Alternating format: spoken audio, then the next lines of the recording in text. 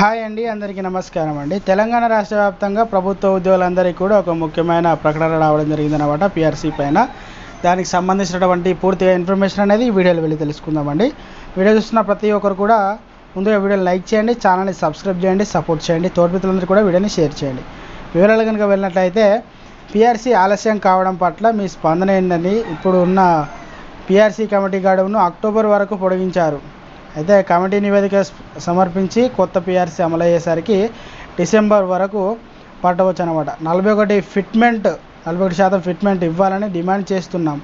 PRC committee ప్రతిపాదించాల్సిన తరచూ PRC కమిటీతో భేటీ అయ్యాం. 5% మధ్యంతర వృత్తి ఇవ్వడం అశాస్త్రీయం. అయితే మేము ఇప్పుడు ఐఆర్ కోరుకోవడం లేదు, మా డిమాండ్లు ఐఆర్ లేదు, మెరుగైన ఫిట్మెంట్ను సాధించాలన్నదే మా లక్ష్యమని ఉద్యోగులందరూ కూడా సీఎం రేవంత్ రెడ్డిని కోరడం జరిగిందనమాట. దీనిపైన మనకు త్వరలోనే స్పందించబోతున్నారు. ఇది ఒక ప్రెస్ మీట్లో మనకు తెలియబోతున్నట్టు మనకైతే ఇక విశ్వసనీయ సమాచారం అయితే అందిందనమాట.